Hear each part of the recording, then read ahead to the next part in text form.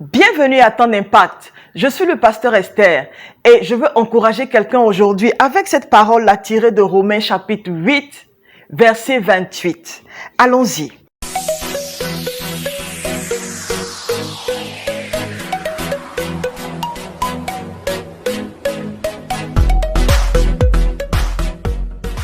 Nous savons du reste que les intentions bienveillantes de Dieu sont à l'origine de tout ce qui nous arrive.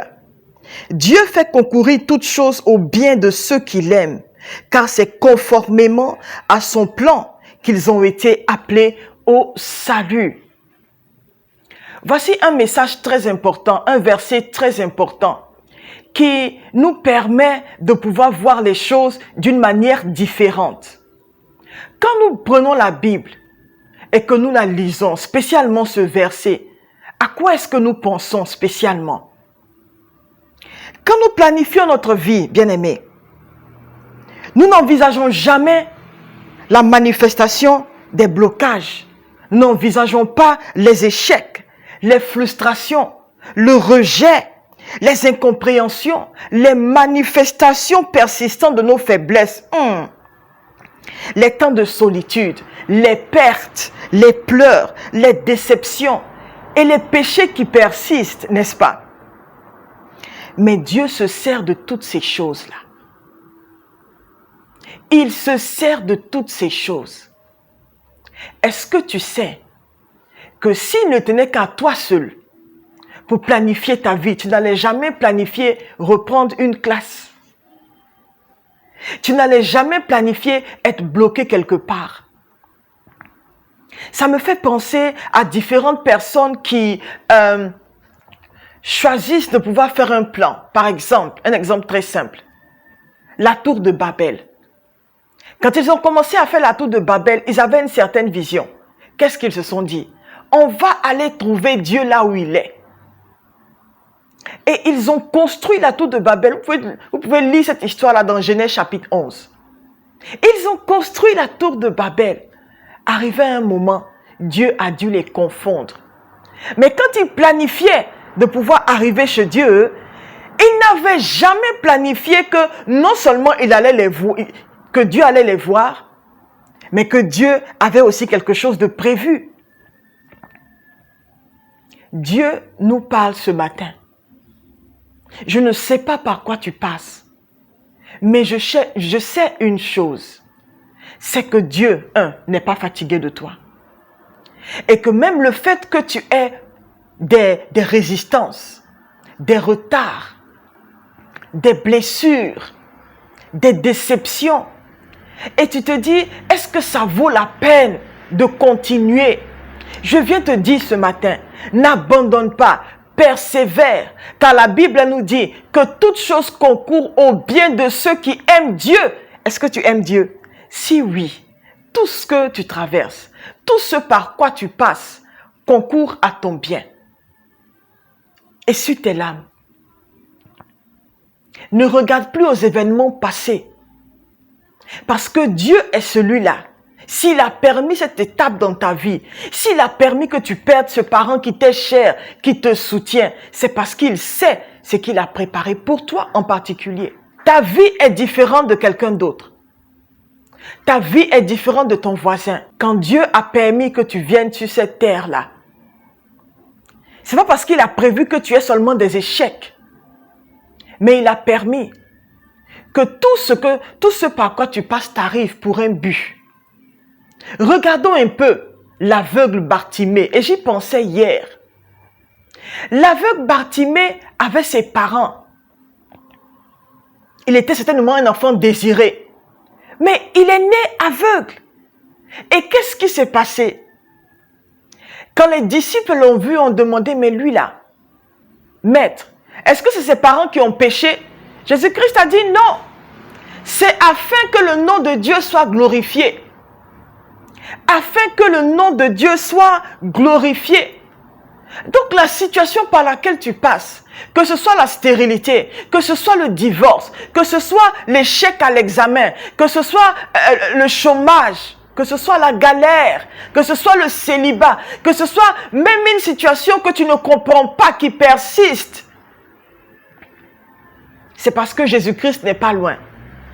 Et tout comme il a déclaré sur l'aveugle Bartimée que c'est pour la gloire de Dieu, c'est comme ça il a déclaré sur ta vie que ce par quoi tu passes, c'est pour que le nom de Dieu soit glorifié. Il y a une dame qui était mariée pendant des années, de longues années. Elle n'arrivait pas à avoir d'enfant. Mais vous savez ce que Dieu a fait? Cette femme-là est tombée enceinte et elle a mis au monde 7 enfants. Oui, 7. 7. Et ce n'est pas un animal, c'est un être humain. 7. Qu'est-ce qui est impossible à Dieu? Regarde un peu l'histoire de Anne, qui a pris le temps de pouvoir chercher la face de Dieu dans les difficultés. Quand elle n'arrivait pas à avoir d'enfant, la Bible nous dit quand elle est partie à Shiloh, elle a répandu son âme devant Dieu. Et elle a dit au Seigneur, si tu me bénis avec un enfant mâle, je vais te le consacrer. Bien-aimé, tout ce par quoi elle a passé, tout ce qu'elle a subi, c'était parce que Dieu voulait la bénir. Si elle ne passait pas par cette situation-là, peut-être qu'elle n'allait pas être la mère du prophète Samuel. Et Samuel était le dernier des juges en Israël. Quelle grâce! Dieu cherchait quelqu'un dans une époque bien donnée pour pouvoir faire son service. Peut-être que tu n'as pas encore donné naissance à des enfants parce que Dieu attend une certaine époque. Regardez un peu les parents de Jean-Baptiste. Ils étaient ensemble depuis des années. Mais Dieu attendait d'abord que Marie grandisse d'abord et que certaines choses de l'histoire se mettent en place afin que son plan puisse continuer. Et Marie est tombée au même moment, dans la même période, dans la même année qu'Élisabeth. Est-ce que c'est parce que Dieu ne les voyait pas? Il les voyait. Et de la même manière dont Dieu voyait Anne, de la même manière dont Dieu a vu Élisabeth, et de cette même manière-là que Dieu te voit aujourd'hui. Le chômage, c'est bientôt la fin. Persévère. Car toutes ces choses-là vont concourir à ton bien et concourent à ton bien. Tu as échoué au bac pendant plusieurs années. Mais c'est moi qui te dis, persévère. Passe encore cette année. Parce que tout ça va concourir à ton bien. Peut-être que là où Dieu veut t'emmener, les portes ne sont pas encore ouvertes. Les personnes qui doivent t'aider ne sont pas encore mises à un certain niveau. Sois patient. Essuie tes larmes. Parce que Dieu va faire concourir tout ce que tu traverses pour ton bien. J'ai vu des gens attendre pendant des années avant de se marier. Et ces personnes ont fini par se marier. Dieu n'est pas fatigué de toi, comme j'ai l'habitude de le dire. Il n'est pas fatigué de t'écouter. Continue de prier. Il n'est pas fatigué. Et si Dieu n'est pas fatigué de toi, ne mets pas fin à ta vie. Ne jette pas l'éponge comme on le dit. Parce que ton miracle n'est plus loin. Sois fortifié dans ton âme et décide de prier encore. Anne a persévéré et Samuel est venu. Et ce n'était pas seulement Samuel qui est venu. Après, d'autres enfants encore. Dieu a béni encore Anne avec d'autres enfants. Qu'est-ce qui est impossible à Dieu? Je me dis souvent que si Dieu ne permet pas les difficultés dans notre vie, on ne va pas ressembler à Christ. On ne va pas être des personnes humbles. Est-ce que tu sais que depuis que tu as commencé à traverser beaucoup de difficultés, tu as commencé à voir la vie d'une manière différente? Eh oui, je sais. Parce que c'est pareil aussi pour moi. Mon degré d'amour et de compréhension vis-à-vis de certaines choses a doublé. Pourquoi? À cause de la vallée par laquelle Dieu a permis que je passe. Et cette vallée-là est importante pour toi. Comment est-ce que tu vas être une personne humble si tout te réussit chaque fois? Chaque plan, ça marche. Regardez un peu la tour de Babel. Ils ont été confus pour de bon. Dieu a confus leur langage. Dieu a une manière de pouvoir travailler. Et je veux tout simplement aujourd'hui que tu lui fasses confiance, que tu essuies tes larmes et que tu dis, Seigneur, je veux m'accrocher à toi parce que je sais que la situation par laquelle je passe, tu es en train de faire concourir cela à mon bien.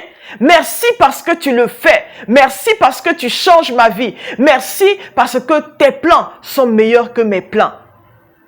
Passe une très bonne journée et laisse la grâce de Dieu te rafraîchir aujourd'hui afin que tes forces mentales, morales, physiques, intérieures, spirituelles soient renouvelées afin que tu continues ton chemin. Que Dieu continue d'avoir la main sur toi. La Bible nous dit que les regards de Dieu sont sur les bons comme sur les mauvais. Et les regards de Dieu sont sur toi aujourd'hui. Ta vie ne va pas s'arrêter là où elle est, mais il y a de bonnes choses qui arrivent. Accroche-toi à Dieu parce que toute chose concourt au bien de ceux qui aiment Dieu. Et tu es cette personne-là qui aime Dieu et toute chose concourt à ton bien. Que Dieu te bénisse, qu'il te fortifie et aujourd'hui, choisis de pouvoir lui faire confiance parce qu'il n'a pas fini avec toi. Au revoir.